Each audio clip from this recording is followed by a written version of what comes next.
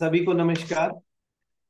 Vastu course में मैं सतीश सैनी आप सबका स्वागत करता हूं। और ये एक यूनिक कोर्स आप सबके सामने लेके आया हूं। यूनिक कोर्स इसलिए है कि इसकी कुछ फीचर्स हैं जो आपको कहीं किसी और कोर्स में नहीं मिलेंगी, किसी और के साथ। सबसे जो बड़ी इसकी फीचर ये है कि मैं master trainer, as a master trainer आप लोगों को सिखाऊंगा। और ये प्रैक्टिकल कोर्स है। इसमें बहुत सारी आपको डिफिकल्टीज आएंगी नेक्स्ट क्लास तक कि भाई ये चीज समझ नहीं आई, ये नहीं समझ में आया। तो आपके सामने वीक के सातों दिन जुड़े रहने के लिए मेरे कोचिज होंगे। आप सबको एक एक कोच असाइन होगा। जितने भी हमारे पार्टिसिपेंट हैं सबको एक कोच मिलेगा। उसके साथ आप फ्री रहेंगे कि जब मर्जी आप उनको कॉल करें। जो समझ में ना आए वो चीजें समझें। नेक्स्ट क्लास तक पिछली क्लास का सारा चीज जो आपको समझ में आना चाहिए, ये इसका यूनिक फीचर है। किसी और ट्रेनर के पास आपको ये फीचर नहीं मिलेगा। बस वो यही है कि क्लास में डिलीवर हो गया, आपके पास रिकॉर्डिंग हो जाएंगी और पीडीएफ नोट आ जाएंगे। ये तो है ही मेरे पास। यानी कि जो क्लास हो रही है ये रिकॉर्डिंग में है। इसकी रिकॉर्डिंग के लिंक्स आपके पास लाइफ लॉन्ग रहेंगे। बाई चांस आप कोई चीज मिस करो या कोई क्लास मिस कर जाओ तो ये ना समझे कि यार आज क्लास में क्या हुआ होगा। आपके पास रिकॉर्डिंग के लिंक, क्लास की रिकॉर्डिंग के लिंक ऑलवेज अवेलेबल हैं, लाइफ लॉन्ग अवेलेबल हैं। वो फ्री ऑफ कॉस्ट है, उसमें कोई भी आपको पे नहीं करना है। इसका एक यूनिक फीचर ये भी है कि आपके पास पीडीएफ फॉर्म में जो क्लास पढ़ाई जाएगी उसके main main point PDF form में भी मिलेंगे। और इस कोर्स के बाद इसका जो एक और स्पेसिफिकेशन है वो ये है कि इस कोर्स के बाद जब ये कोर्स खत्म हो जाएगा आप लाइफ लॉन्ग आप मेरे से जुड़े रहोगे। और जब जब आपको हेल्प की जरूरत पड़ेगी, जहां जहां आप कहीं अटक जाओगे, तो मैं हमेशा गाइड करूंगा as a trainer, as a mentor. आप चाहे इसको प्रोफेशनली करें या केवल अपने हॉबी के तौर पे करें, तो ये सारे कोर्सेज की स्पेसिफिकेशंस हैं जो स्पेशल जो मैं इस कोर्स में दे रहा हूँ आप लोगों को। एक कोच मिलेगा आपको पूरा 3 महीने मैं समझने के लिए। दूसरा आपको रिकॉर्डिंग मिलेगी क्लासेस की। तीसरा पीडीएफ मिलेगा और चौथा लाइफ लॉन्ग सपोर्ट आप सिस्टम आपके साथ मेरी तरफ से रहने वाला है। अब मैं आपको कोचिज से मिलाता हूँ। प्लीज, निधि कपूरिया मेरे सामने ही है। प्लीज निधि जी को आप पिन अप करिएगा। God please. हम्म। निधि जी, ये हाँ जी। निधि जी कोच, मेरी टीम मेंबर, मेरी टीम के कोच हैं। ये आपको कोच करेंगी। जी निधि जी। व्हाट कैन आई से। मैं वास्तु बहुत टाइम से कर रही हूँ एंड एज सतीश जी ने बोला कि वो साथ रहेंगे, विच इज एक्चुअली ट्रू। वो एक्चुअली साथ हैं अभी तक गाइड कर रहे हैं हमें। और हमें कह रहे हैं कि आपको गाइड करें। So it's a privilege that हम इनसे एसोसिएटेड हैं। और आगे एक्चुअली वास्तु, जब मैंने शुरू किया था वास्तु करना तो मुझे लगता था कि ये लॉजिकल नहीं है। बट इनके साथ रह के विजिट्स पे जाके पता चला कि हर जगह का एक इम्पैक्ट है, एक एनर्जी है जो हमें इम्पैक्ट करती है। तो इट्स वेरी लॉजिकल, और जहां पे जो प्रॉब्लम होती है वो दिखाई देती है घर वालों में। So I think it's a good course and yeah thank thank you. You. Amit ji, मेरे एक नेक्स्ट कोच हैं अमित जी, वो भी आपको कोच करेंगे, उनके साथ भी आप जुड़े रहेंगे। अमित जी को पिनअप करिए ऋषिका जी। नमस्ते भैया जी। नमस्ते जी। अरे हाँ, वेरी थोड़ी सी गुड माफी बढ़िया। हाँ, थोड़ी सी माफी चाहूंगा भी, बस क्लाइंट विजिट से वापस आ रहा हूँ तो वीडियो भी पॉसिबल नहीं है, लेकिन ऑडियो से अभी जुड़ा हूँ आपके साथ, सबके चलो साथ। जी। और ये बहुत अच्छा अनुभव है भैया कि ना सिर्फ एक हम थियोरेटिकल नॉलेज कर पा रहे हैं, लेकिन आपके सपोर्ट से, आपकी गाइडेंस से एक प्रैक्टिकली क्लाइंट्स को भी सर्व कर पा रहे हैं और लोगों की लाइफ में एक पॉजिटिव चेंज ला पा रहे हैं। और जैसे आप रिस्पॉन्सिबिलिटी जो एज अ कोच दे रहे हैं तो उसको जस्टिस करेंगे, यही आशा है। जो आपसे सीखा है उसको आगे जो भी साथ हमारे चलेंगे उनको साथ लेकर चलेंगे। बाकी आपकी गाइडेंस तो बनी ही रहेगी भैया जी। Thank you very much Rishika. Thank you और भैया जी। इस पूरे प्रोग्राम को मैनेज करने के लिए और इस पूरे प्रोग्राम के सूत्रधार हैं ऋषिका जी। और ये भी मेरी कोच है, मेरी टीम के मेंबर हैं, पिलर हैं। ऋषिका प्लीज अपने आप को पिन अप करिए।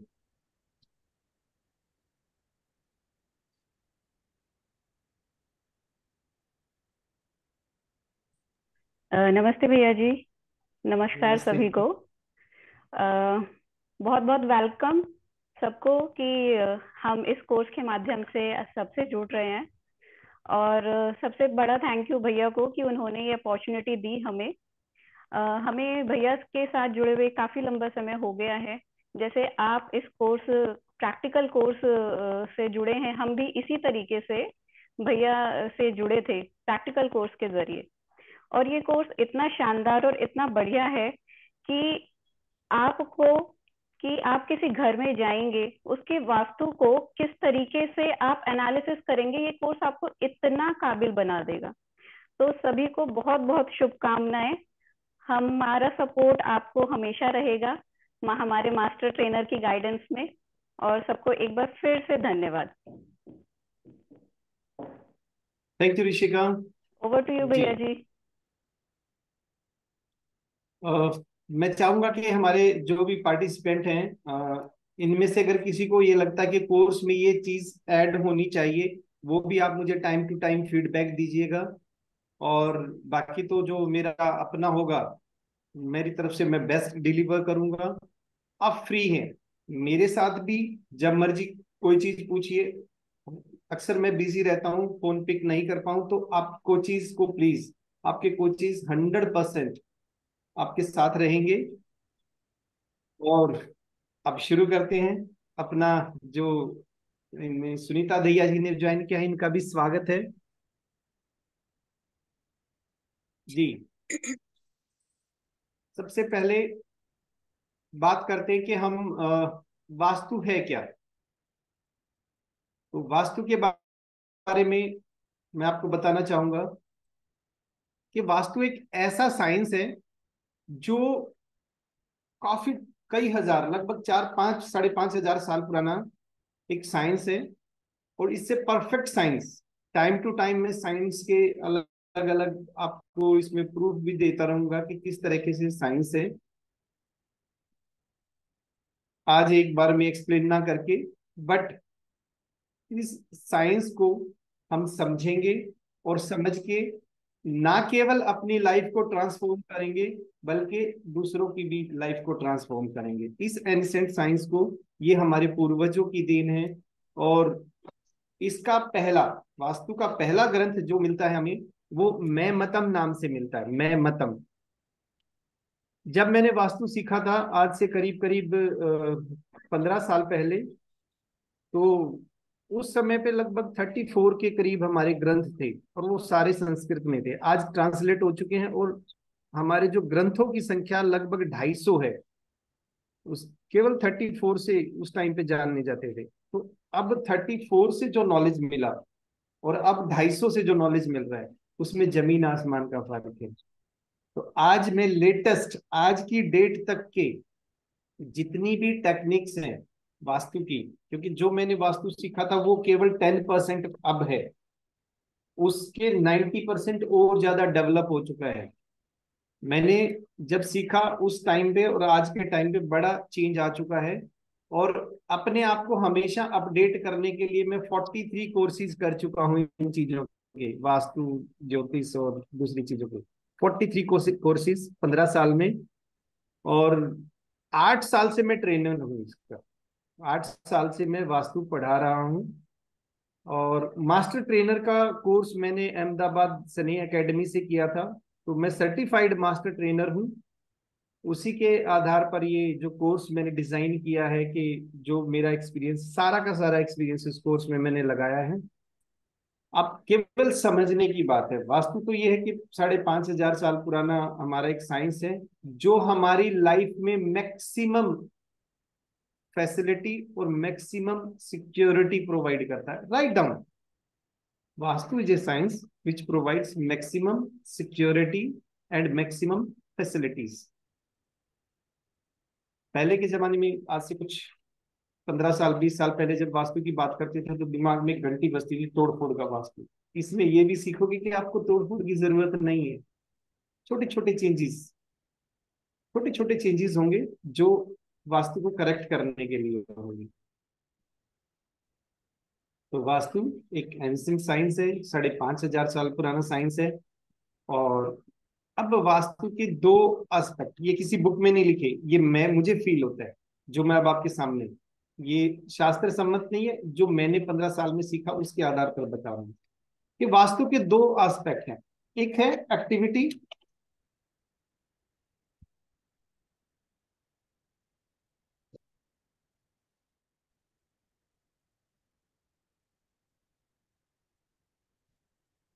एक्टिविटी, और दूसरा है एनर्जी।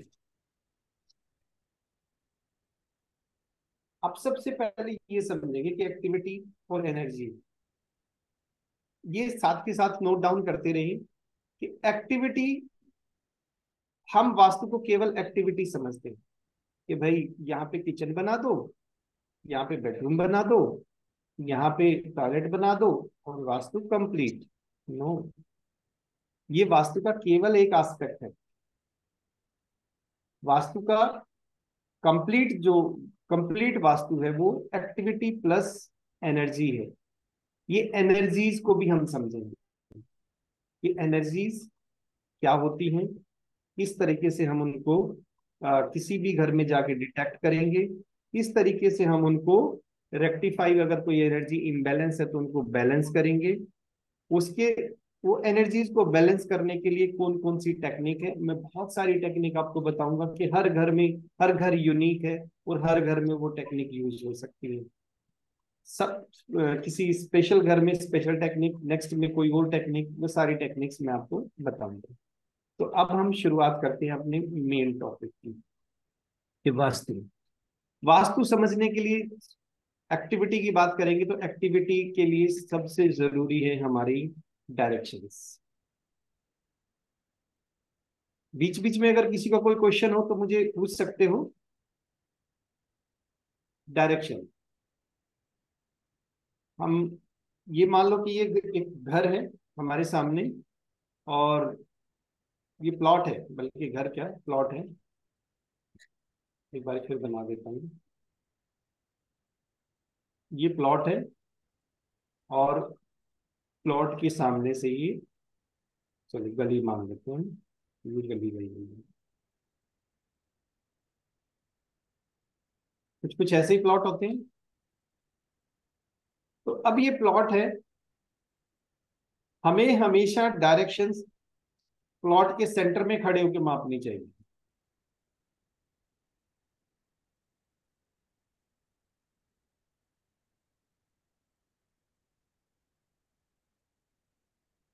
कभी भी कोई भी डायरेक्शन अगर हमें देखनी है तो वो अपने प्लॉट के सेंटर में, ये हमारे प्लॉट का सेंटर है, यहां पर खड़े होकर देखना, ये पहला रूल है, लिख लो। सभी लिखेंगे, कोई ऐसे नहीं है कि आपके पास नो डाउट रिकॉर्डिंग अवेलेबल है, कोचिज अवेलेबल है, पीडीएफ अवेलेबल होगी, बट फिर भी आपके पास अपने नोट्स भी होने चाहिए। तुम्हारा सेंटर में खड़े होकर अलग है, देखना। हमारे ह्यूमन अलग है, adults का तो human अलग है। जब हम सेंटर में खड़े होकर कोई भी चीज देखेंगे तो यहीं से अब हम डायरेक्शन की शुरुआत भी करेंगे।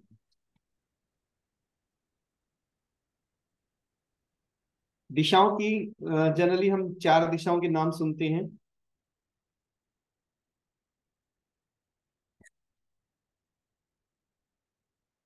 ये डायग्राम आप बना भी ले।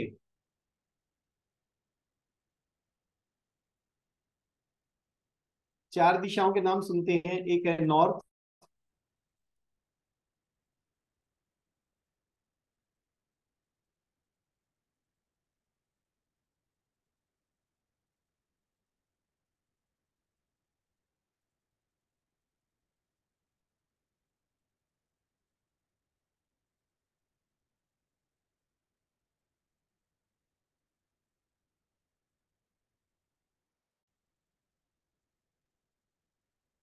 नॉर्थ डायरेक्शन के बारे में कोई बताएगा कि इसकी विशेषता क्या है?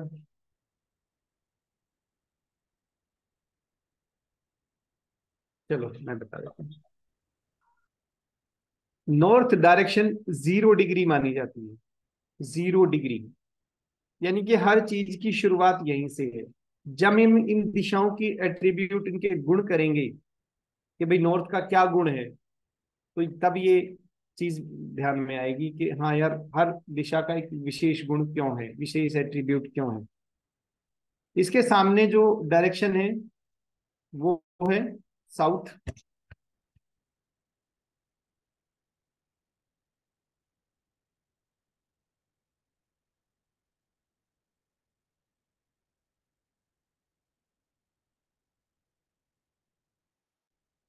एक दिशा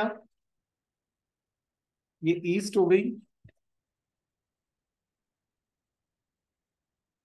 एक डायरेक्शन हमारी वेस्ट। सामान्य तौर पे हम यही दिशाएं सुनते हैं, बट वास्तु में जब दिशाओं की बात करेंगे तो हमें 16 डायरेक्शंस पे काम करना है। 16 दिशाओं पे काम करना है, तो 16 की 16 दिशाएं अपने को यहां निकालनी है।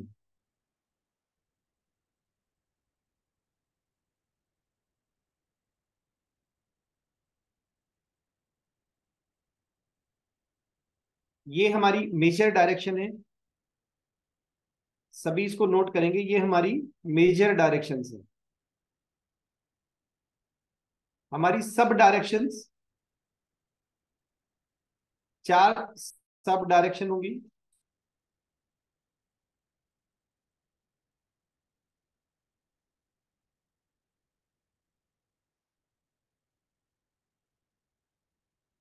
नॉर्थ और ईस्ट के बीच में जो डायरेक्शन होगी नॉर्थ ईस्ट, क्या मैं इनको शॉर्ट फॉर्म में लिख दूं? NE, north east.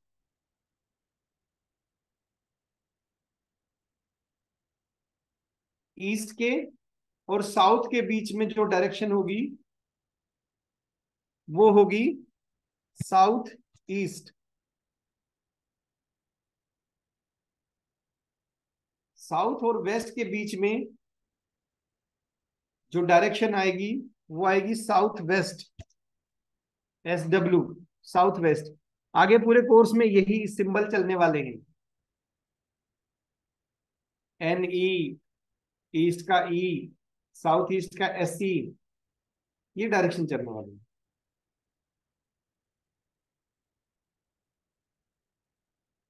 Next, north और वेस्ट के बीच में जो डायरेक्शन आएगी वो नॉर्थ वेस्ट आएगी।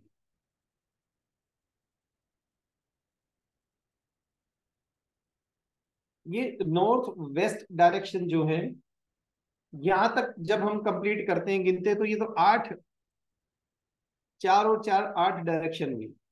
अभी 16 डायरेक्शन अपने को गिननी है। 16 तो जो 16 डायरेक्शंस बनाने के लिए हम इनके बीच में एक एक डायरेक्शन और आएगी, और वो डायरेक्शन है हमारी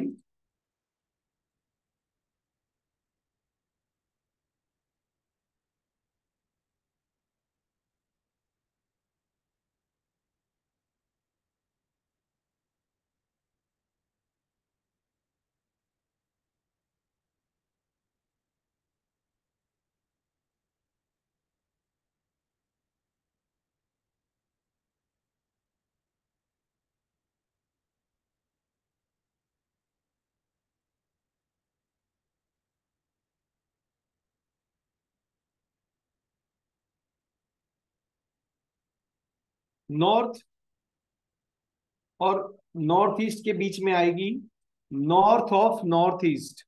north of north east, NNE। Note कर लो, ये लाइन भी बना लो, NNE।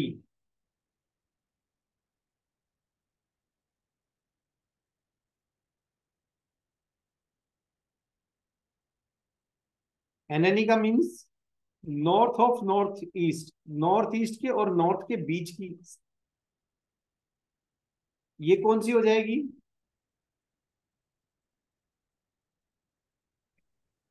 East of south east, sorry east of north east, east of north east, ये डायरेक्शन है।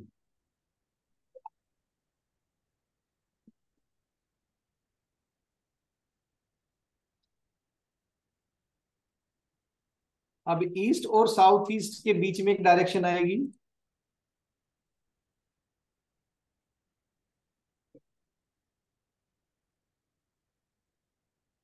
East of south east.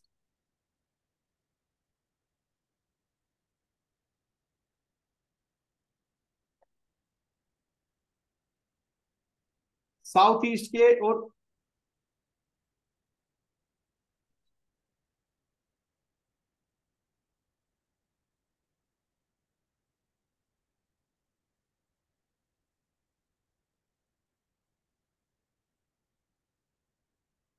South के और साउथ ईस्ट के बराबर बीच में एक डायरेक्शन आ गई, south of south east.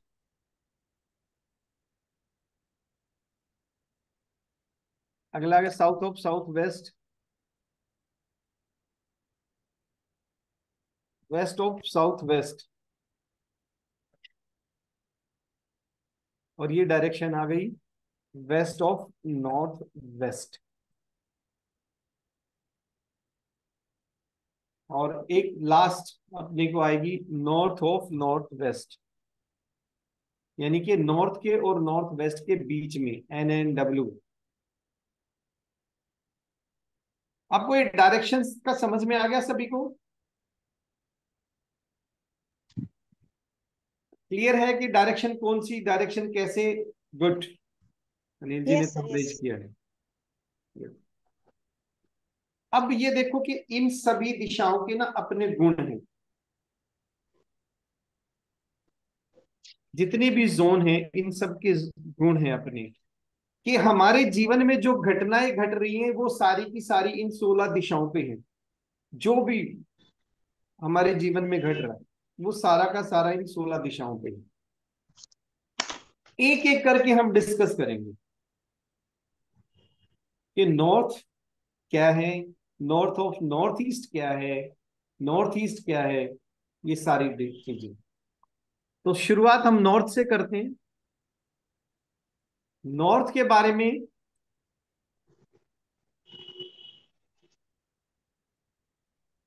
North, इसके आगे लिख लो मनी एंड अपॉर्चुनिटीज। नॉर्थ के आगे लिख लो मनी एंड अपॉर्चुनिटीज।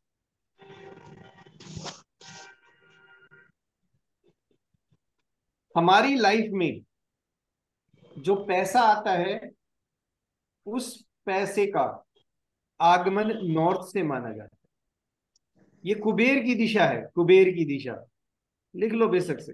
कुबेर धन के देवता।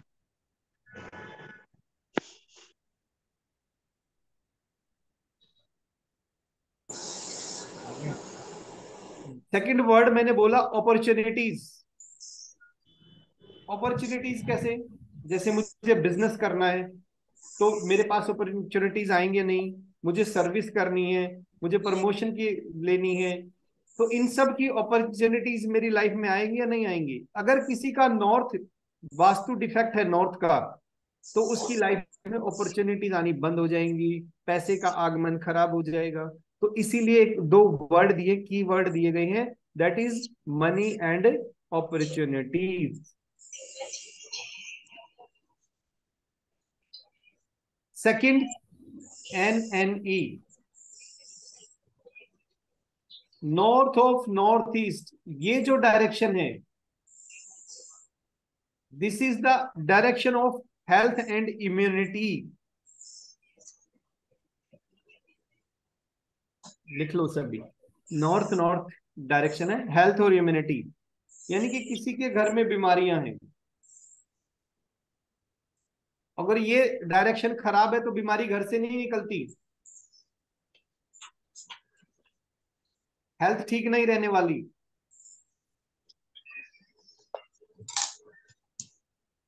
इसीलिए इस डायरेक्शन का आधिपत्य, जो इसका कीवर्ड यूज किया गया, that is health and immunity.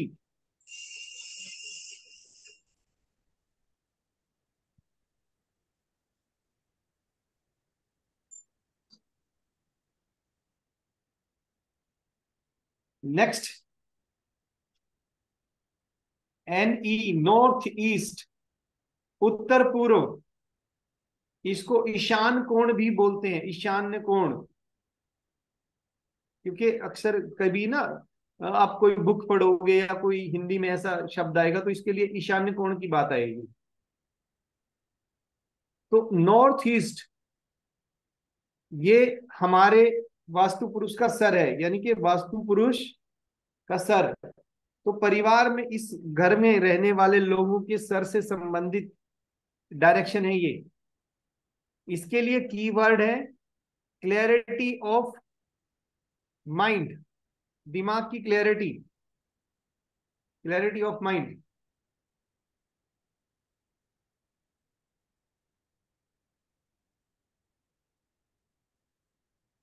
अगर यहाँ पे वास्तु दोष है तो ब्रेन से रिलेटेड प्रॉब्लम्स आएंगी, जैसे डिसीजन गलत हो गई, एजुकेशन में हर्डल आ गई, जो भी ब्रेन से संबंधित काम है वो फ्लक्चुएट होने लगेंगे। इंसान की क्लैरिटी खत्म हो जाएगी। नेक्स्ट है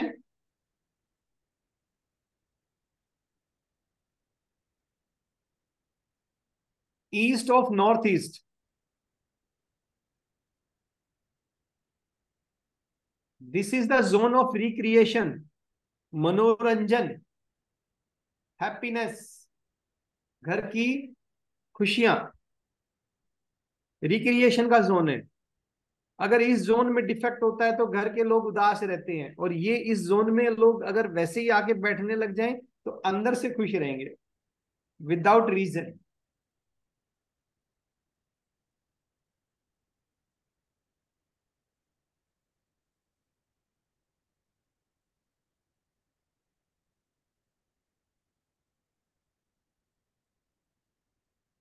नेक्स्ट इज ईस्ट।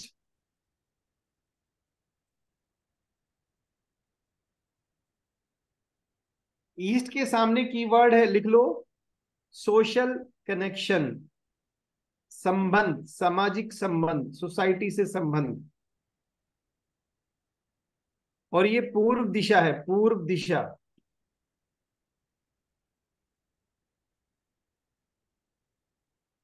पूर्व सूर्य का प्रतीक है, सूर्य मीन्स सरकार, राजा, पिता।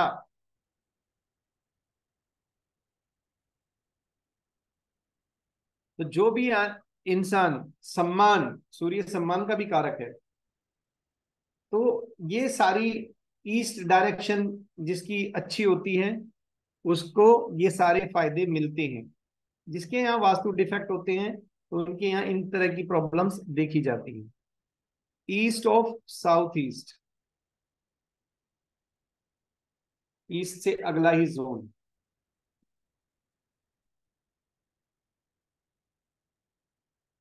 हाँ, विशेष ध्यान दो। This is the zone of anxiety and churning.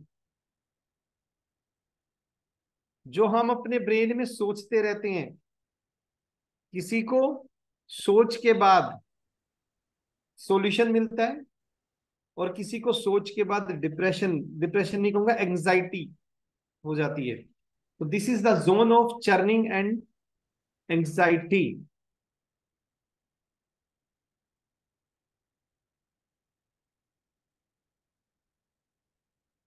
Next है हमारा साउथ ईस्ट। इसको हिंदी में अग्निकोण भी बोलते हैं।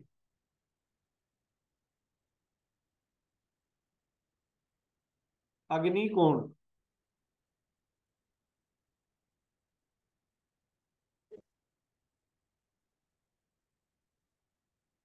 और ये शुक्र जो प्लेनेट है उनका आधिपत्य, लक्ष्मी जी का आधिपत्य है इनके ऊपर।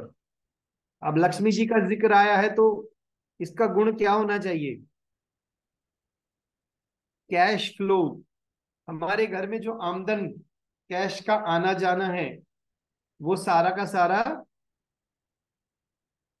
साउथ ईस्ट, यानी कि साउथ ईस्ट किसी शोरूम का, शॉप का, या कोई भी कमर्शियल एक्टिविटी या किसी का रेजिडेंशियल एक्टिविटी है जहां पे, उसमें साउथ ईस्ट अगर वास्तु दोष है, वास्तु डिफेक्ट है, तो पैसे से संबंधित, पैसे के फ्लो से संबंधित दिक्कतें आएंगी।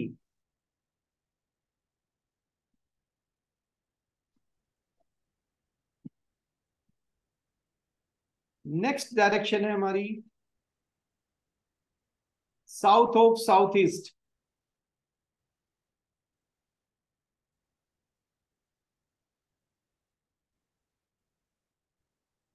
This is the direction of power and confidence. ताकत, शारीरिक ताकत, मानसिक ताकत, आपके हर तरह की ताकत, पावर। Power and confidence. अगर यहां पे वास्तु डिफेक्ट्स होते हैं तो क्या प्रॉब्लम होगी?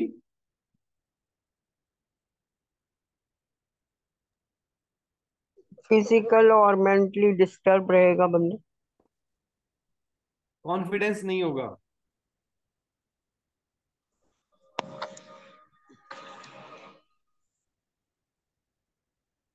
पावर एंड कॉन्फिडेंस, कॉन्फिडेंस गायब और फिजिकली कमजोर। बिल्कुल सही कहा मैम। यहाँ पे जब मैं आगे डिस्कस करूंगा तो एक पॉइंट बताऊंगा जहां पे घी रख देते हैं ताकत बढ़ाने के लिए। उषा पद आता है यहाँ पे। चलो नेक्स्ट है साउथ।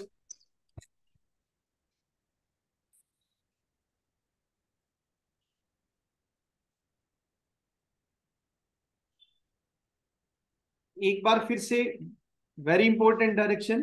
वैसे तो सारी के सारी डायरेक्शन हमारी लाइफ से, लाइफ की एक्टिविटीज से रिलेटेड है, बट कुछ डायरेक्शंस अंदर से अपने आप ही उनको देख के स्पेशल कमेंट आ जाते हैं।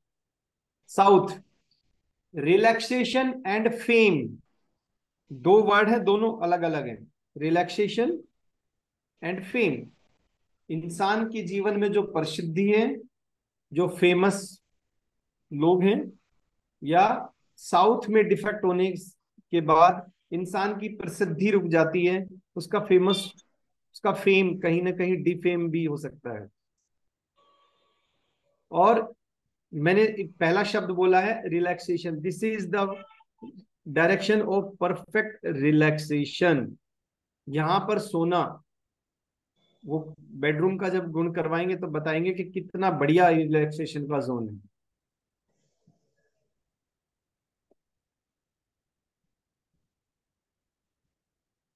नेक्स्ट है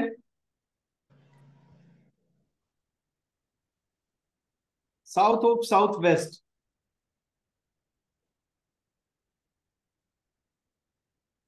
इसके सामने कीवर्ड लिखो डिस्पोजेबल। डिस्पोजेबल का जोन है, डिस्पोज ऑफ, कोई भी चीज डिस्पोज ऑफ करनी हो यहां पे रख दो। अगर इंसान यहां पे रहते हैं तो उनकी हेल्थ डिस्पोज ऑफ हो जाएगी।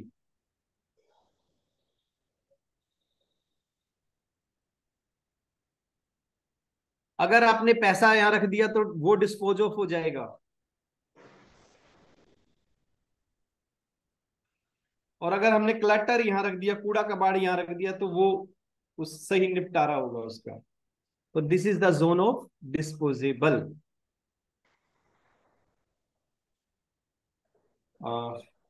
2 मिनट का ब्रेक लेंगे क्योंकि थोड़ा सा बहुत सारे जोन हो गए हैं। Please stop recording.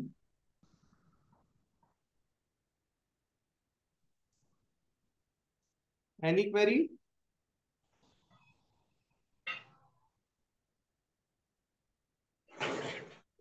ओके, आगे बढ़े। ठीक है यस सर। जी, थोड़ा सा बोल दिया करो, प्रोग्राम में जीवंतता रहती है लाइव। नेक्स्ट है हमारा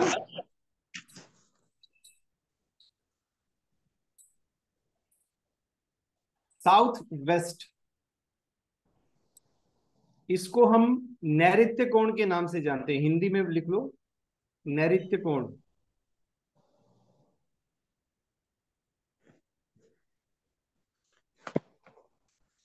this is the direction of skills and stability, relationship, skill और स्टेबिलिटी।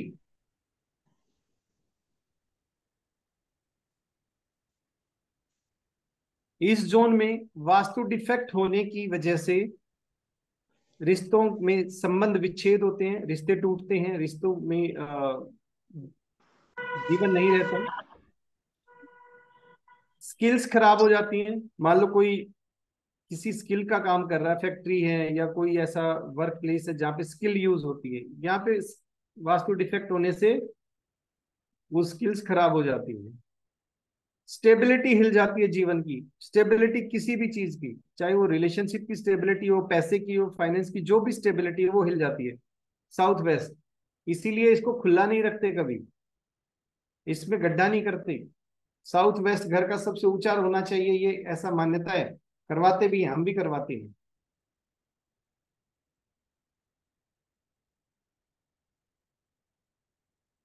क्योंकि जो चीज स्टेबल रखनी है उसमें ताकत तो चाहिए ना। चलो साउथ वेस्ट के बारे में एक शब्द और लिख लो, स्थिर लक्ष्मी का स्थान, स्थिर लक्ष्मी।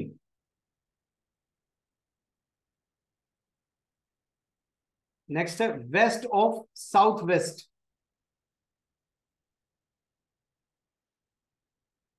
ये हमारा सेविंग्स की डायरेक्शन है, सेविंग्स।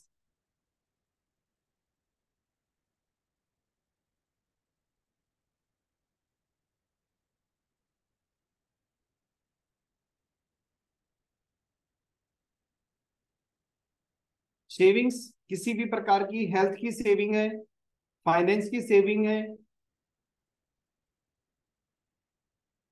रिलेशनशिप की सेविंग्स है, यानी कि जिसको सहेज कर रखा जाए वो दिशा है वेस्ट ऑफ साउथ वेस्ट। और मैं तो इसके लिए कहीं लिखा नहीं है, कहीं कोई इसको दावा करने लग जाए, मैं तो इसको सबकॉन्शियस माइंड भी मानता हूं अपना, मैनिफेस्टेशन का की दिशा है। यहाँ पे जो चीज रखोगे वो हमारे दिमाग में कहीं ना कहीं बनी रहेगी, इसलिए मैनिफेस्टेशन की भी डायरेक्शन बोलता हूं मैं।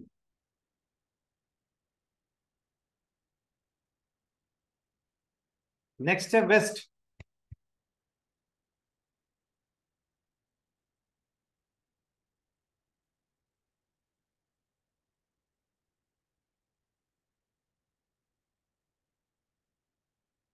प्रॉफिट एंड गेन्स, लिख लो प्रॉफिट एंड गेन। यहाँ के प्लेनेट शनि महाराज हैं, बट यहाँ के देवता है वरुण देवता, माँ लक्ष्मी के पिताजी। प्रॉफिट एंड गेन्स,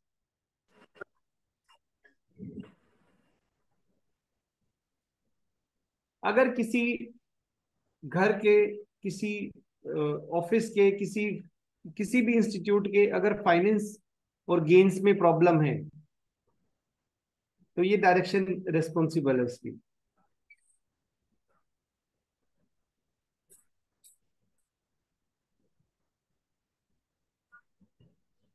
नेक्स्ट जो डायरेक्शन है वो हमारी वेस्ट ऑफ नॉर्थ वेस्ट, और ये जोन है डिप्रेशन एंड डिटॉक्सिफिकेशन। दो वर्ड है, दोनों एक दूसरे के अपोजिट हैं। एक तो है डिप्रेशन, डिप्रेस करना, और दूसरा है डिटॉक्सिफाई करना, दोनों एंटी वर्ड। यस, यही ब्यूटी है इसकी, इस जोन की।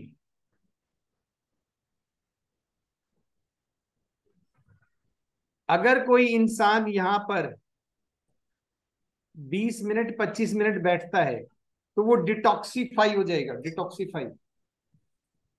उसके अंदर जितने भी दुख द्वंद चल रहे हैं वो सब शांत हो जाएंगे, आंसू आ रहे हैं सूख जाएंगे, वो कंसोल कर लेगा अपने आप को। लेकिन एक अच्छा खासा इंसान भी, दुखी तो छोड़ दो, यहां पर परमानेंट सेटल हो जाएगा तो डिप्रेशन में जाएगा जाएगा। यानी कि ये जोन ऐसा है जहां पे इंसान को थोड़ी बहुत देर रहना चाहिए अगर वो परेशान है तो, परमानेंट नहीं रहना, क्योंकि परमानेंट है तो वो परमानेंट पेशेंट हो जाएगा, डिप्रेशन का परमानेंट परेशान हो जाएगा।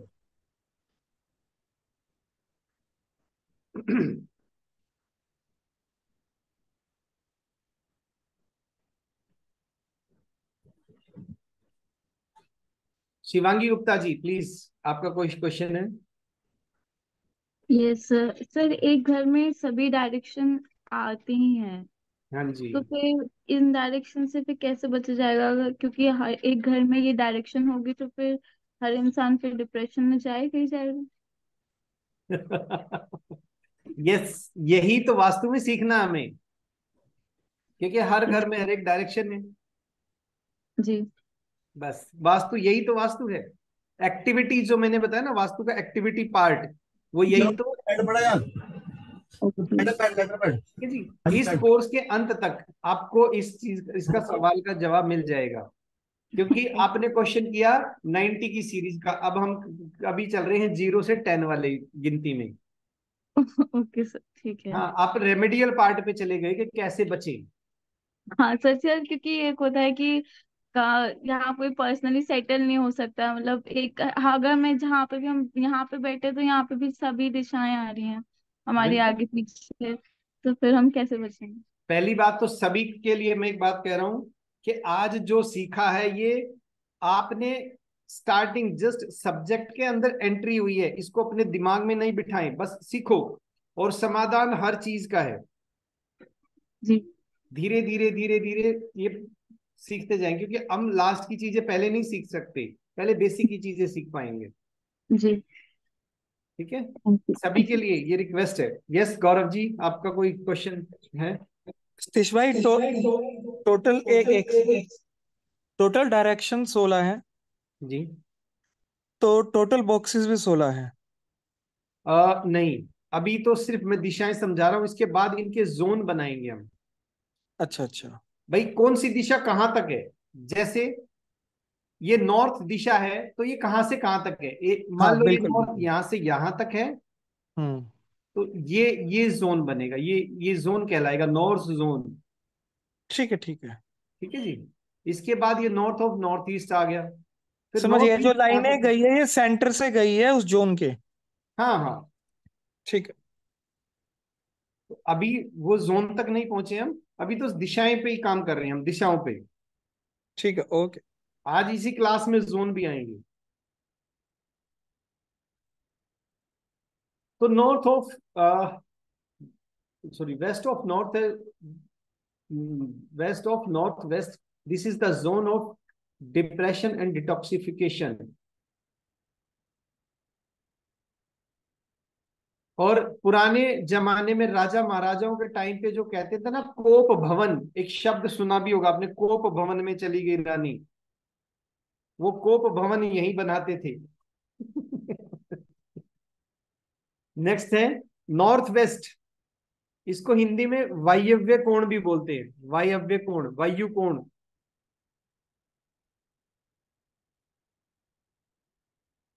इसके प्लेनेट हैं चंद्रमा, इसीलिए इसको वायु कोण बोलते हैं।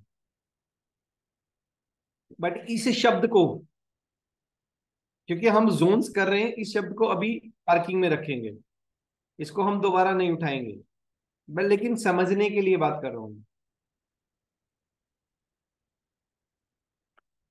यहाँ पे वायु से इसका कोई संबंध नहीं है, हवा से, एयर से कोई रिलेशन नहीं है, क्योंकि जो moon planet the fastest moving planet, सबसे तेज चलने वाला ग्रह है, इसीलिए इसको वायु बोला है, मतलब चलने वाला। तो ये जोन हमारे फाइनेंस, सपोर्ट सिस्टम, हमारे सपोर्ट सिस्टम प्लस बैंकिंग का है। अब सपोर्ट सिस्टम तो किसी भी चीज का, आपको किसी दोस्त से, रिश्तों से या किसी भी चीज से सपोर्ट मिलेगी, सहायता मिलेगी या नहीं मिलेगी, आपको सहारा मिलेगा या नहीं मिलेगा, वो यहां से आता है। और banking, next word is banking, कि किसी की बैंकिंग खराब हो जाती है बार बार। आजकल एक वर्ड यूज चल रहा है, सिबिल खराब हो गई जी, तो एक बार नॉर्थ वेस्ट चेक कर लें।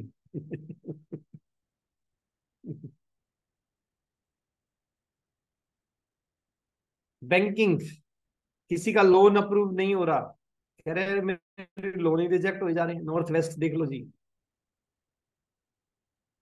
किसी के बैंक का फ्रॉड हो गया, बैंक में आजकल चल रहा है बड़ा।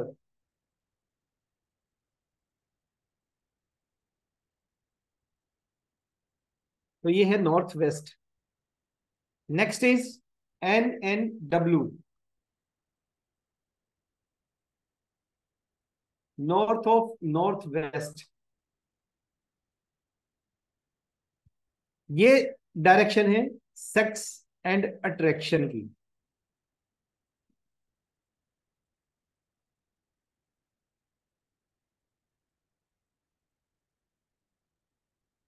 हस्बैंड वाइफ, खासकर मैं बात करूं तो हस्बैंड वाइफ के रिलेशनशिप, आफ्टर मैरिज रिलेशनशिप की बात है। अट्रैक्शन, ये वर्ड, ये ब्रॉड मीनिंग है इसका। पहले वर्ड का मीनिंग थोड़ा सा लिमिटेड है, बट अट्रैक्शन मींस अट्रैक्शन किसी भी प्रकार की। कोई क्लाइंट, अगर हम किसी कमर्शियल प्लेस पे बात कर रहे हैं, वहां खड़े हैं और हमें चाहिए क्लाइंट, चाहिए कस्टमर चाहिए, तो इस पॉइंट पे ध्यान देंगे, क्योंकि अट्रैक्शन तो यहीं से है। यहाँ पे डिस्प्ले करवाएंगे तो लोग अट्रैक्ट होंगे, क्लाइंट्स अट्रैक्ट होंगे। अगर यहाँ पे हम कोई घर के अंदर ऐसी चीजें इंस्टॉल करेंगे जिससे घर के लोगों के बीच में, खासकर हस्बैंड वाइफ के बीच में अट्रैक्शन बना रहे। हिंदी में एक शब्द है रति, कामदेव और रति, वो रति का स्थान है ये, इसीलिए जो एक वर्ड यूज किया गया सेक्स। ये हो गए हमारे 16 जोन। लाइफ की सारी एक्टिविटी यहीं पे निर्धारित है, इसी के को आधार मान के सारी एक्टिविटी की जाती है।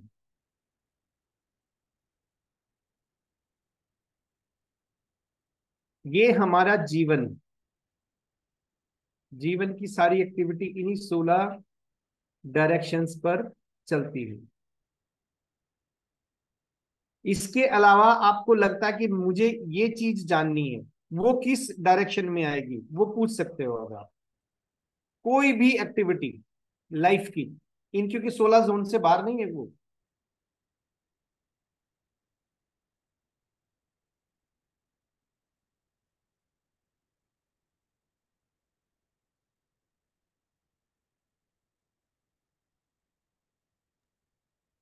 नमस्कार सर, ये पूजा पाठ मंत्र सिद्धि वगैरह के लिए कौन सी साइट अच्छी रहेगी सर?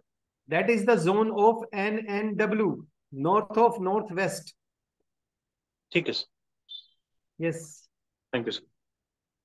देखो, दो चीजें आपने बोला है, मंत्र सिद्धि के लिए नॉर्थ ऑफ नॉर्थ वेस्ट, जी तांत्रिक क्रियाओं के लिए यही जोन है, जी। सिद्धि के लिए यही जोन है। लेकिन बात करेंगे अगर हम घर में पूजा घर कहाँ बनाना है, वो हालांकि ये बाद का विषय है जब हम एक्टिविटीज करेंगे, लेकिन फिर भी वो हमारी नॉर्थ ईस्ट, ईशान कोण सबसे पवित्र माना जाता है। जी और कोई एक्टिविटी किसी को पूछनी है कि भाई ये एक्टिविटी किस जोन की है? हमारी लाइफ लगभग इन्हीं में समा जाती है, पैसा है, संतान है, पति पत्नी है, काम धंधे हैं, सब इसी से। चलो, अब ये अब तो हमारा पूजा घर वगैरह जहाँ होना चाहिए तो वो अब रेमेडीज में आएगा। हाँ जी, क्या होना चाहिए? जैसे अब आप कह रहे हो कि पूजा घर जो है वो नॉर्थ ईस्ट में होना जी चाहिए, जी जी, तो वो अब जिनका नहीं है तो वो रेमेडीज में आएगा। मैम वो बाद में बताएंगे कि कैसे उसको मैनेज करना, लेकिन मैनेज होगा, वो सब सर बताऊंगा। हाँ वही ना, वही बाद में मतलब रेमेडीज में ही आएगा ना वो बिल्कुल। चीज। पहले पहले तो ये तो डिसाइड करें कि पूजा अगर होना कहाँ कहाँ चाहिए और कहाँ नहीं होना चाहिए। तो एक एक हाँ। टॉपिक लेंगे हम। एक दिन बेडरूम करेंगे, है ना, बेडरूम को लेके, ओके। किचन को लेके, टॉयलेट को लेके, स्टेयर्स को लेके, स्टडी रूम को लेके, ड्राइंग रूम को लेके, जो दरवाजे हैं हमारे गेट्स हैं इन सब को लेके, ये सब आने वाली क्लासेस में आएगा। सर स्टडी जोन किस डायरेक्शन में आएगा? देखो, डायरेक्शन स्टडी रूम किस डायरेक्शन में आएगा इसका जवाब तो जब मैं स्टडी रूम करवाऊंगा तब दूंगा, लेकिन मैंने एक शब्द बोला कि WSW यानी कि वेस्ट ऑफ साउथ वेस्ट हमारा सब कॉन्शियस माइंड है, यहाँ पे रखी हुई चीजें हमारे ब्रेन में ट्रांसफर हो जाती हैं। अब आप बताइए स्टडी रूम सबसे बढ़िया कहाँ बनना चाहिए? Sir west west south west, west और साउथ एग्जैक्टली एग्जैक्टली, यही वो दिशा, यहाँ पे बुक्स रखो, बैठ के पढ़ो, तो वो ट्रांसफर हो जाएगा ब्रेन में। मैं इसीलिए आपको ना एक एक चीज पे नहीं उलझाना चाहता, मैं चाहता हूं कि आपका एक ब्रॉड व्यू बने, यानी कि कोई भी बात आए दिमाग में, ये बेसिक्स है, बेसिक क्लियर होनी चाहिए कि यार सर ने ये बताया था, ये हमारा जो है सबकॉन्शियस माइंड है, चीजें ट्रांसफर हो जाती हैं, तो क्यों ना बैठ के यही पढ़े। तो आपका आंसर करेक्ट जाने वाला है ना? अब मैं एक क्वेश्चन पूछना चाहूंगी, मान लो कि हमने यही स्टडी रूम बनाया है हम्म और जो बच्चा पढ़ाई में ज्यादा इंटरेस्ट नहीं लेता, हम्म। तो यहाँ बैठ के अगर वो पढ़ेगा तो वो मतलब इंटरेस्ट लेने लगेगा और इंटेलिजेंट बनेगा। सबसे पहले तो ये बताता हूँ मैम कि यहाँ पे इस जगह को, जिस घर के बच्चे उद्दंड होते हैं, पढ़ाई में ध्यान नहीं देते, इस जगह को जरूर चेक कर लें कि कहीं उनके स्पोर्ट्स की चीजें तो नहीं है यार, टीवी तो नहीं लगा दिया, क्योंकि टीवी लगा दिया तो यार आपके मोबाइल तो नहीं रखे जाते यार, या कॉमिक्स की बुक तो नहीं रखी जाती, क्योंकि बच्चे का ध्यान, ये हमारा सबकॉन्शियस माइंड, बच्चे के ध्यान उन्हीं में रहता है। अगर बुक रखोगे तो दिमाग उसमें आ जाएगा, बच्चा बैठेगा यहाँ तो और अच्छा पढ़ेगा। माँ सरस्वती का स्थान है ये, और कुछ नहीं तो सरस्वती की पिक्चर लगा देंगे, ठीक है सर ना? बट पर जैसे आप अगर हम, जैसे हम, आपने बोला कि बुक्स टीवी मोबाइल उस डायरेक्शन में नहीं है, ये हम किसी भी डायरेक्शन में नहीं रखेंगे तो बच्चे का ऑटोमेटिकली इंटरेस्ट तो पड़ेगा ही पढ़ाई में। जरूरी नहीं है कि किसी भी डायरेक्शन, जैसे हमारा बेडरूम है या फिर हमारा स्पेशली ड्राइंग रूम है या गेस्ट रूम है, उसमें हमने टीवी नहीं लगा रखा या कॉमिक्स बुक्स नहीं है या फिर मोबाइल्स नहीं है, तो बच्चे का ऑटोमेटिक इंटरेस्ट तो वहां पर भी आ सकता है। Isn't it? बगैर रीजन के घटनाएं नहीं घटती, याद रख लो। Okay okay. यही तो, हाँ। यही तो, यही तो ब्यूटी है वास्तु की। Yes sure. ठीक है जी। अब अगर आपने बच्चे को ईएनई में रिक्रिएशन के जोन में छोड़ रखा कि जी बेडरूम यहाँ का बना दिया, और वो बच्चा हमेशा मस्ती के मूड में रहता है, फिर आप कहते हो जी श्योर बच्चा पढ़ता नहीं, भाई पढ़ेगा कैसे? श्योर। चलो, मैं तो सिर्फ एक्टिविटी कह रहा था कि कौन सी एक्टिविटी हमारी इन जोन्स में कवर नहीं हुई, वो पूछ सकते हो, बाकी ये पूरे कोर्स में ये चलना ही चलना है आगे, ठीक है? ओके। एक बारी मैं दिखा देता हूँ, ये तो एक लाइन से मैंने दिशाएं बनाई है, अब कौन सी दिशा कहां तक है, ये एक स्लाइड है, स्लाइड के माध्यम से मैं दिखाना चाहूंगा।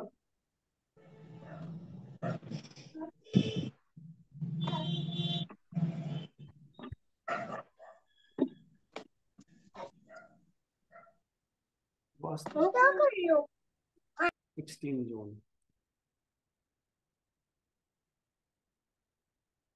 16 zones of vastu and attribute, आप इनको देखते जाइए।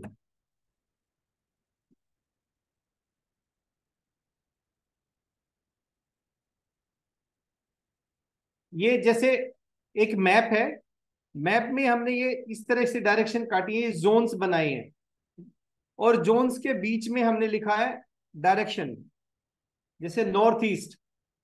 अब जरूरी तो नहीं ना सबकी डायरेक्शन ऐसी हो, किसी की जैसे रोहिणी है, पूरी रोहिणी एक थोड़ा बहुत छोड़ दिया जाए, जहां मैं रहता हूँ सबकी कोने में ईस्ट आई हुई है, मैंने तो बीच में करा था, कोने में आया हुआ ईस्ट, 70% दिल्ली का यही हाल है। कुछ बीच में आते हैं, कुछ बीच के भी बीच में आते हैं, कुछ कोने में आ जाती है मेन डायरेक्शन। तो कोई कहीं भी आए, बट ये जोन कभी नहीं बदलते। ये सिखाएंगे हम जब हम डिग्री देखना सिखाएंगे। तो पहला नॉर्थ ईस्ट। तो इस नॉर्थ ईस्ट में कोई वास्तु डिफेक्ट है, मैप पे हमने लगा के दिखाया कि जी नॉर्थ ईस्ट देख लिया, यहाँ पे कोई एंटी एक्टिविटी तो नहीं है। तो एंटी एक्टिविटी क्या है, ये आगे आने वाले टाइम में सीखेंगे। फिर ईस्ट ऑफ नॉर्थ ईस्ट, अगला zone east, east of south east, south east, south of south east. अब जैसे ये स्टेयर्स आई हुई हैं इस मैप में, विजिबल है सबको या और बड़ा करूं? हाँ जी, विजिबल। जूम करके आ रहा है, ठीक है। आ रहा है। चलो एक बारी बैक से ले लेते हैं। जैसे ईस्ट ऑफ साउथ ईस्ट है, इसमें ये टॉयलेट की एक्टिविटी आई हुई है। ये वास्तु के कंप्लाइंट मैप था, बिल्कुल सही। अब ये साउथ ईस्ट में एक्टिविटी किचन का आ गया, अग्निकोण बताया था मैंने। अगला साउथ ऑफ साउथ ईस्ट, अगला साउथ। साउथ में देखो ये एक्टिविटी आ गई हमारी स्टेयर्स की। अगला जोन है साउथ ऑफ साउथ वेस्ट, इसमें भी स्टेयर्स, क्योंकि स्टेयर्स लंबी हैं, दो जोन में फैल गई। साउथ वेस्ट आ गया अगला, west of south west, west, west of north west, north west, north of north west और नॉर्थ। ये इस तरीके से मैप के ऊपर हम जोन लगाएंगे, और ये जब सारे जोन्स आएंगे उसको लगाने के लिए हमें एक यंत्र की जरूरत है, जिसे शक्ति चक्र के नाम से जानते हैं। ये शक्ति चक्र है। इसको मैप के बीच में रखेंगे और इसके अंदर सारे के सारे जोन्स कटे हुए हैं। ये भी मैं आपको दिखा देता हूं कि किस तरीके से।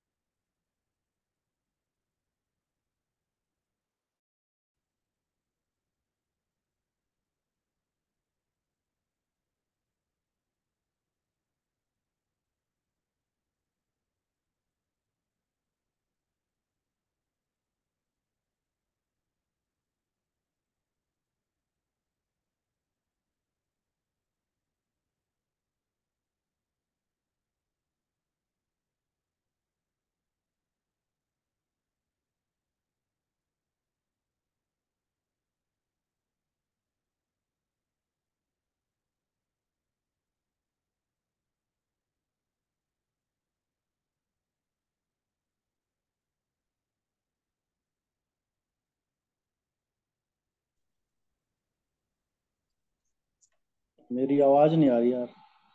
आ रही है आप? सर मैं बोल ही नहीं रहा। अच्छा जी। अच्छा। नमस्कार। और ठीक हो अब ये सर? देखिए वास्तु, ये हमारा शक्ति चक्र है, जिसमें देखो नॉर्थ, ब्लू कलर में नॉर्थ दिखाया हुआ है। ये जोन आएंगे, north of north east, north east, east of north east, east, east of south east, south east, south of south east, south, south of south waste. इस तरीके से आ गया। सबके कलर्स भी आए हुए हैं, कहीं पे येलो कलर है, कहीं पे रेड कलर है, ये ग्रीन कलर है, ये ब्लू है, ये व्हाइट है। इसका भी एक गुण है।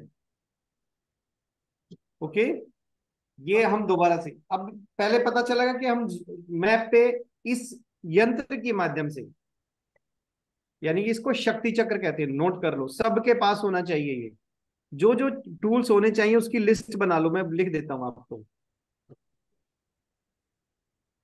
डायरेक्शन मापने के लिए कंपास होना चाहिए। लंबाई चौड़ाई मापने के लिए आपके पास टेप होना चाहिए। मेजरिंग, एक तो स्केल भी हो, छोटा स्केल जो पेपर पे ड्राइंग बनाते हैं, और पूरा 100 फीट का फीता भी होना चाहिए। कहीं जाओ तो आप मापो तो सही, लंबाई चौड़ाई, रूम कितना चौड़ा है कितना लंबा है। बाकी इसके अलावा डिजिटल आजकल मेजरिंग टेप आए हुए हैं डिजिटल, जो कि आप एक बटन दबाओ और आपकी पूरी माप देते हैं। नेक्स्ट क्लास में दिखा दूंगा। मैं वही यूज करता हूँ और मेरे जितने कोचीज हैं वो भी यूज करते हैं। वो महंगा है, करीब करीब 4-5 हज़ार रुपए का ये टेप है अकेला, ये मापने वाला यंत्र, बट वेरी यूजफुल। इसके बगैर वास्तु वाले नहीं बन सकते। आपके पास पेंसिल, इरेजर, एक कार्डबोर्ड हो जिसके ऊपर आप वो A4 शीट व्हाइट कलर की ये टैग कर सको।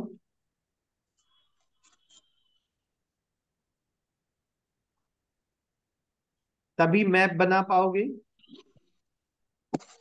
ये बेसिक है। कंपास, शक्ति चक्र, स्केल, दो प्रकार के, घर को मापने के लिए और इस पे पेपर पे काम करने के लिए। पेंसिल, इरेजर, तभी मैप बनेगा। और मैप बनने के बाद ये शक्ति चक्र को यूज करके, इसका एक वीडियो अगले हफ्ते से पहले आपके इसमें आएगा कि किस तरीके से मैप बनाते हैं, किस तरीके से इसको यूज करेंगे हम। अब वापस हम अपने पिछले स्लाइड पे जाते हैं।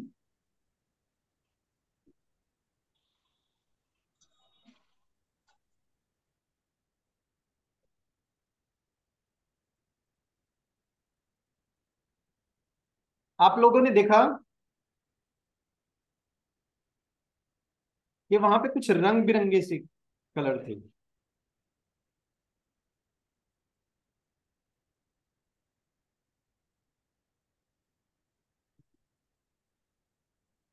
वो थे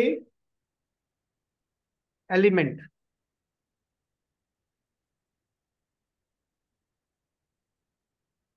नॉर्थ वेस्ट से लेकर के north west, north, north of north east और नॉर्थ ईस्ट, ये इसका एलिमेंट है जल तत्व।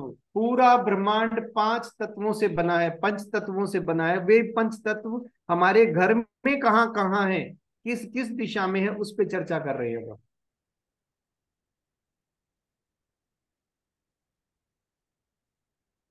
North of north west, north, north east और north, north of north east और नॉर्थ ईस्ट, ये 4 जोन होंगे जिनके ऊपर पानी यानी कि जल तत्व का, वाटर एलिमेंट का आधिपत्य है।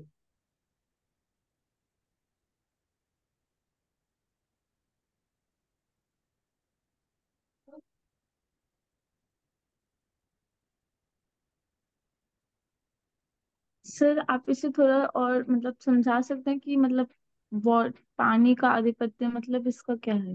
का मतलब ये है कि हमारे घर में पानी यहाँ पर होना चाहिए। यहाँ ओके। पर पानी होगा तो वो, ये यहाँ पे पानी, पानी के गुण ज्यादा है, ये समझो बस। पूरा ब्रह्मांड, पूरा यूनिवर्स 5 एलिमेंट से बना है, तो मेरे घर में वो 5 एलिमेंट कहाँ कहाँ पर प्रेजेंट है ये पता होना चाहिए मुझे। ओके ठीक जी। है जी। किसी को और मीन्स कोई डाउट? जैसे हम पानी की टंकी रखते हैं तो वो मतलब वाटर कहाँ से आ रहा है हमारे घर में। बिल्कुल। और जो हम ये पानी की मोटर लगाते हैं तो उसका भी डायरेक्शन यही होना चाहिए। पानी, पानी समझो अभी, या जल। ठीक है जी। अब आपने मोटर पूछी, अगला कोई पूछेगा जी अंडरग्राउंड वाटर टैंक कहाँ है, ओवरहेड टैंक कहाँ बनाए, समरसीबल कहाँ लगाए, है ना। बाथरूम में पानी किस दिशा से आना चाहिए, तो पानी के तो बहुत सारे गुण हैं। उनका एक्टिविटी में बाद में करवाएंगे। अभी समझो कि ब्रह्मांड के जो 5 एलिमेंट है, पंच महाभूत तत्व हैं। पंच महाभूत तत्व मेरे घर में कहाँ कहाँ मौजूद है ये समझा रहा हूं। ओके। तो जल, वायु, अग्नि, पृथ्वी और आकाश तत्व ये कहाँ कहाँ पर है? Water, air, fire, earth and space, ये कहाँ कहाँ है? ये जो 4 जोन्स हैं, इन 4 जोन्स में वाटर यानी कि जल तत्व होता है, वाटर एलिमेंट होता है। जिसको जो लैंग्वेज ज्यादा कंफर्टेबल लगे वो लिख ले उसमें।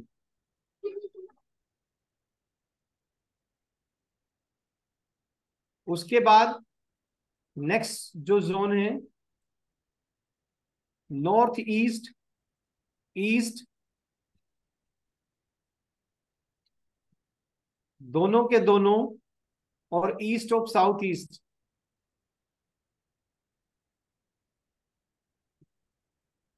तीन जोन्स, तीन Jones.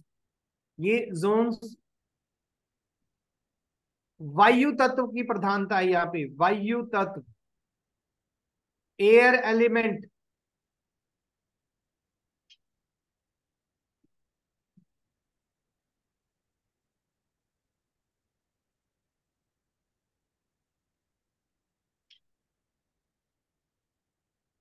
Next south east, south of south east और साउथ,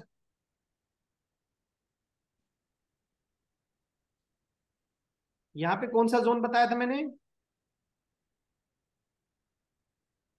अग्नि, अग्नि कौन? अग्नि बिल्कुल, आग, फायर एलिमेंट।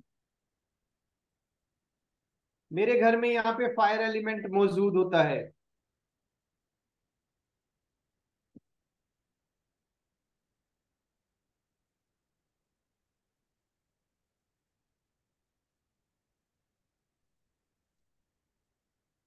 अग्नि,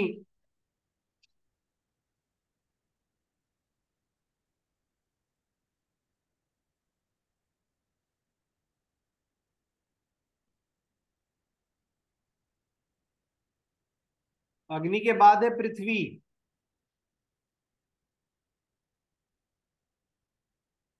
साउथ वेस्ट और साउथ ऑफ साउथ वेस्ट, ये दोनों जोन्स हैं जो कि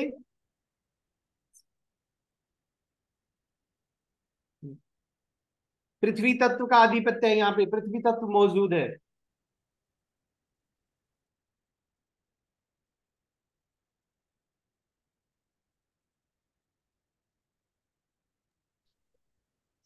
और बाकी के जो बच गए, यहां पर स्पेस एलिमेंट का आधिपत्य है।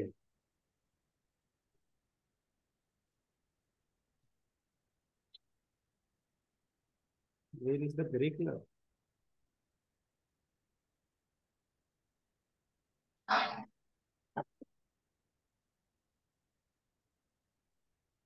स्पेस यानी कि आकाश तत्व है।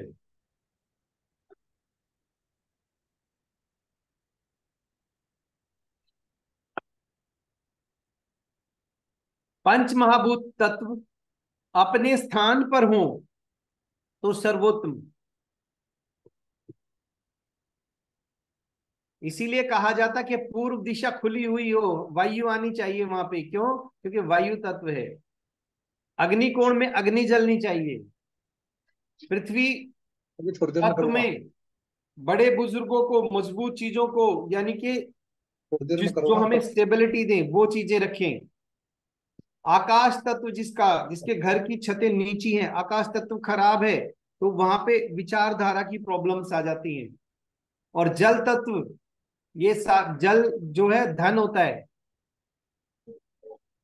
ये एलिमेंट अपने को याद होने चाहिए कि कौन से जोन में कौन सा एलिमेंट आता है। सर जी, जैसे आपने स्पेस में विचार बताया, अर्थ में स्टेबिलिटी, और हवा और अग्नि का क्या रोल बताया था आपने? अग्नि, अग्नि ना इंसान के जीवन की, जैसे चलो एडवांस कोर्स का बता देता हूँ। जी फायर से फायर मैंने बोला कैश फ्लो, पैसा तो है ही है। जी इसके अलावा जितनी भी सुंदरता है वो सारी अग्नि से है। किसी के घर में अग्नि का स्थान खराब हो गया, वो टाइम से पहले बूढ़े दिखते हैं। ओके तो अग्नि पैसा भी है, ब्यूटी भी है, लक्ष्मी है, लक्ष्मी। ओके एयर, एयर है कनेक्टिविटी।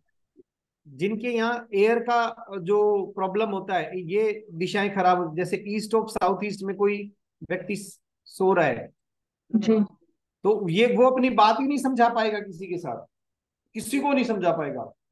वो कनेक्टिविटी नहीं बनेगी। कनेक्टिविटी मीन्स अगर हवा, इस धरती से हवा गायब कर दी जाए तो आवाज नहीं सुनाई देगी, पता है आपको? जी जी वैक्यूम हो जाएगा। वैक्यूम हो जाएगा, आवाज नहीं सुनाई। तो कनेक्टिविटी वो वाली कनेक्टिविटी की बात है। ओके और वाटर, जल जो है वो हमारे इमोशंस हैं, धन है, पैसा है, सब वाटर से। Thank you. जी इतना ही, या थोड़ा सा और करवा दूं, या आज का मटेरियल इतना काफी है ये याद करने के? क्या याद होना चाहिए ये? नहीं नहीं, करवा दो आप। नंद किशोर नागर जी, आपका स्वागत है। आपने इशारा किया कि नहीं और करवाओ, और करवाओ। चलो एक और चीज बताता हूं।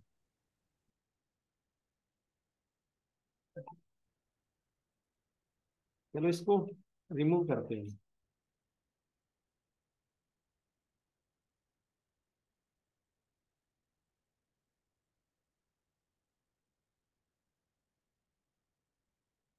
पहले एक चीज लिखी मैंने, वाटर।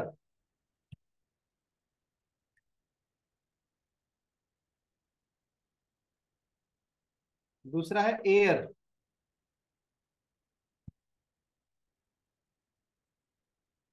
तीसरा था फायर।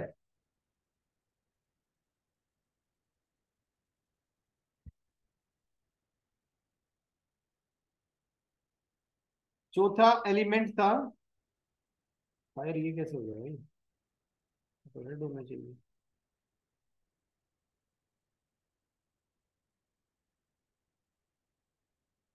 अर्थ। और पांचवा था स्पेस। इसका कलर,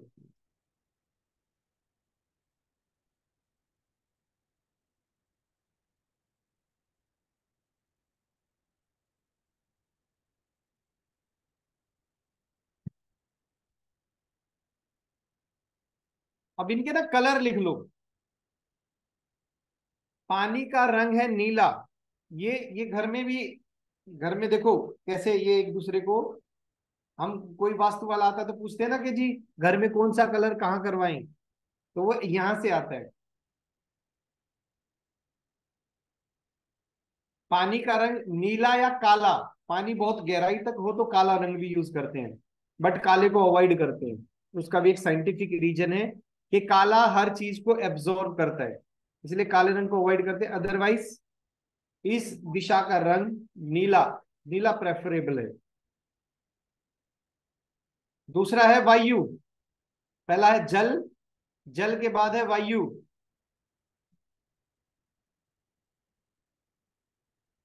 वायु का रंग है हरा। अगला है फायर। अच्छा, वायु कहाँ से पैदा होती है? तो पहले वायु पे बात करते हैं। पेड़ों से। तो पेड़ों में दो कलर पाए जाते हैं, एक हरा रंग की पत्ते और उसका तना ब्राउन कलर का। तो दोनों ही कलर इस दिशा के हैं। फायर लाल होती है, लाल रंग की, इसीलिए लाल है ये। अर्थ, पृथ्वी तत्व, इसको येलो, पीला माना जाता है। और स्पेस के लिए शब्द, ये मेरे पास वो कलर अवेलेबल नहीं था अभी सामने ही व्हाइट बोर्ड पे। तो स्पेस का कलर है व्हाइट या ग्रे। ग्रे लिख दो, ग्रे कलर, ग्रे।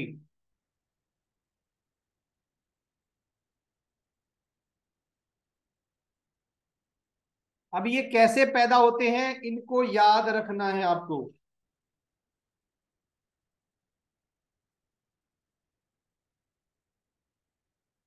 स्पेस पैदा करता है पानी को, पानी आता है स्पेस से।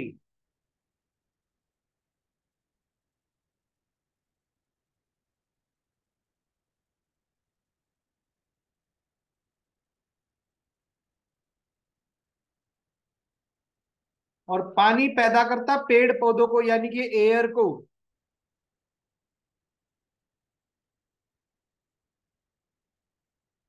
This is the cycle of creation, लिख लो हेडिंग।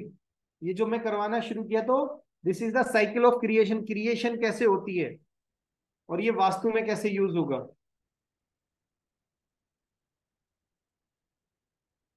एयर क्रिएट करती है फायर को,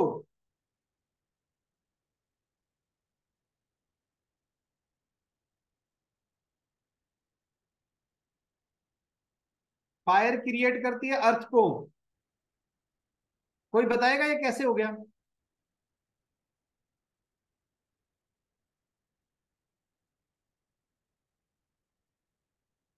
कभी सर कोई भी ज्योग्राफी चीज, पढ़ना कि हमारा अर्थ जो बना है वो फायर से ही बना है।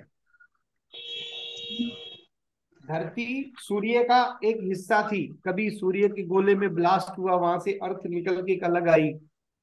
वो गोला घूमता धीरे धीरे ठंडा होते होते अर्थ बन गया, यानी कि फायर से अर्थ का एलिमेंट हुआ। सॉलिड जो चीज है वो फायर से आई है।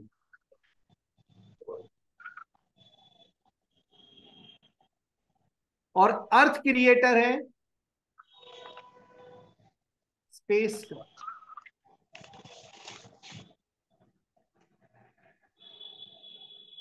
लेकिन इस स्पेस के लिए एक शब्द और लिख लो, मेटल। स्पेस के लिए मेटल, वो एक साइंटिफिक स्टोरी है पूरी, उसमें हम टाइम नहीं लगाएंगे। लेकिन कहा जाता है कि मेटल में सबसे ज्यादा स्पेस होता है और मेटल अर्थ के अंदर से निकलता है।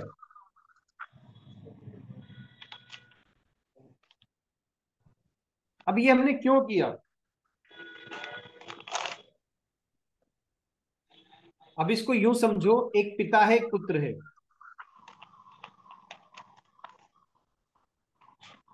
जैसे वाटर, वाटर के बाद एयर आ गया, वाटर ने जनरेट किया है, क्रिएट किया एयर को। तो ये बताओ, पिता हमेशा बच्चे के लिए क्या करेगा? फायदा करेगा, नुकसान करेगा, क्या करेगा? फायदा ही करेगा। तो अब ये हमेशा याद रखना है, जो क्रिएटर है वो अगले वाले जो हिस्से को, उसको बढ़ाता है, फायदा देता है।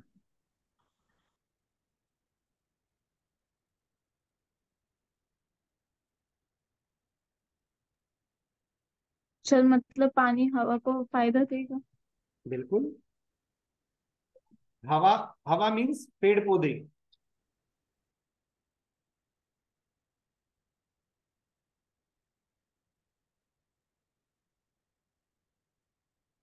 और एयर हमेशा फायर को बढ़ाएगी। फायर हमेशा अर्थ को बढ़ाता है, अर्थ हमेशा स्पेस को बढ़ाता है। ये रेमेडी में याद याद रख लो, ये बेसिक करवा रहा हूं, रेमेडी में यूज करेंगे हम इसको कि कैसे।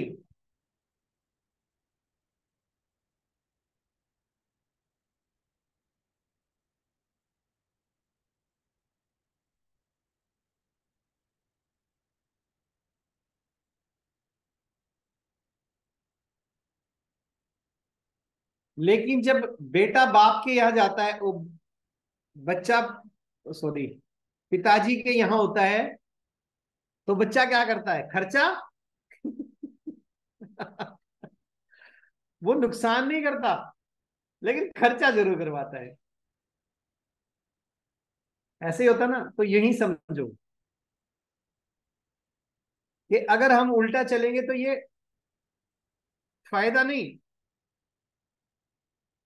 प्यार प्रेम का खर्चा करवाएगा, अपनेपन का खर्चा।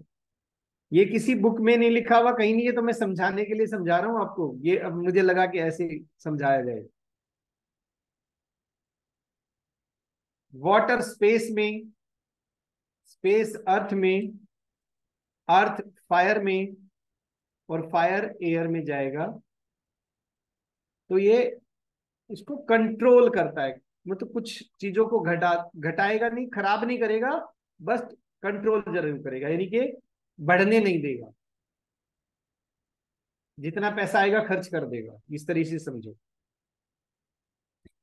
अब बात है कि हम ये क्यों करवा रहे हैं, क्योंकि मैं ये बताना चाहता हूं कि कौन सा तत्व कौन से का मित्र है, कौन से के लिए न्यूट्रल है और कौन से का दुश्मन है, ये समझना है। तो ये समझो कि आगे पीछे वाले तो ठीक है, लेकिन इसके अलावा सब दुश्मन है। जैसे पानी का दुश्मन कौन है?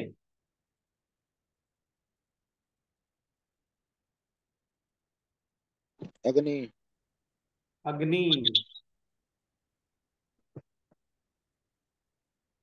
यानी कि अग्नि के काम ना तो पानी में जा सकते, ना पानी के काम अग्नि में आ सकते।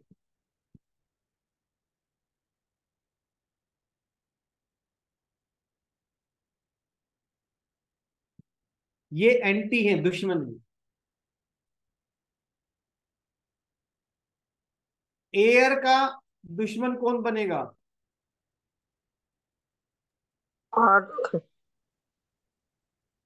अर्थ, अर्थ। यानी कि पृथ्वी। वायु के दुश्मन है पृथ्वी।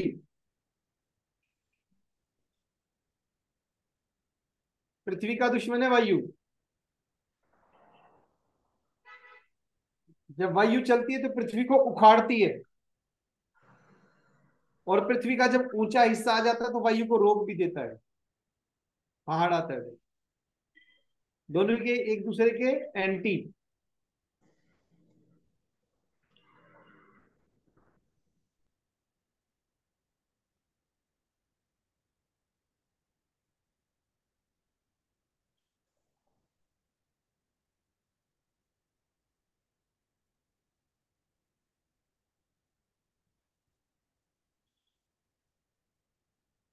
फायर का दुश्मन स्पेस, अर्थ का दुश्मन वाटर, स्पेस का दुश्मन air. This is the cycle of destruction, एक दूसरे को डिस्ट्रॉय करते हैं ये ऐसे। वाटर डिस्ट्रॉय करेगा फायर को, यानी कि फायर के ऊपर पानी डाल दो, बंद, फायर डिस्ट्रॉयड। सर, हाँ जी। आपने बताया कि अर्थ का एनिमी वाटर है और वाटर का एनिमी फायर है, तो हम ये नहीं बोल तो वाटर अर्थ को नुकसान नहीं देगा लेकिन अर्थ वाटर को नुकसान देगा। मैं सॉरी समझा नहीं, एक बार फिर रिपीट करें। आ, आपने बताया कि अर्थ का एनिमी वाटर है, तो अर्थ जो है वो वाटर को नुकसान देगा लेकिन वाटर जो है वो अर्थ को नुकसान नहीं देगा। दोनों नुकसान देंगे, दोनों। दोनों को। दोनों। अब ये देखो, इस थ्योरी के आधार पर दो दो दुश्मन हो गए जी सबके। दो दो तो मित्र हो गए, दो दो दुश्मन। दो मित्र कौन हो गए? जैसे वाटर का मित्र फायर भी हो गया, एयर। वाटर का मित्र स्पेस। स्पेस भी हो गया। लेकिन इनके दुश्मन कौन हो गए? वाटर का दुश्मन अर्थ और फायर। बस, दो हो गए। यानी कि आगे पीछे वाले तो ठीक है, लेकिन इसके आगे जो आगे से आगे चीजें हैं वो ठीक नहीं। अब एंटी यही हो गए। मैप में हम लगाएंगे, मैप में यही लगाते हैं। जैसे पानी की बात करेंगे तो पानी हम जहां जहां पर भी फायर एलिमेंट है वहां नहीं रखना, जहां जहां अर्थ एलिमेंट है वहां नहीं रखना। यहां घर में पानी होगा तो नुकसान होगा। अब एयर, जहां पर स्पेस एलिमेंट और अर्थ एलिमेंट है वहां पे एयर फ्लो ज्यादा होगा तो नुकसान होगा, क्योंकि एंटी एक्टिविटी हो रही है वहां पे।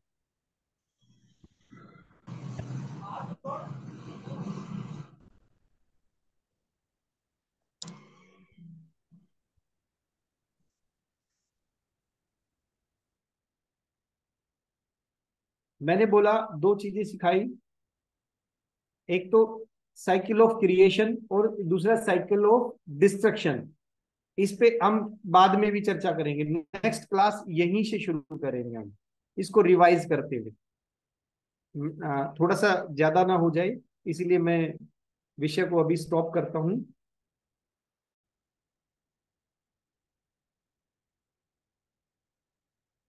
जी, मेरे 17 साथियों ने ज्वाइन किया है और सबका स्वागत है, सबका धन्यवाद है। जी, किसी को कुछ भी पूछना पूछिए।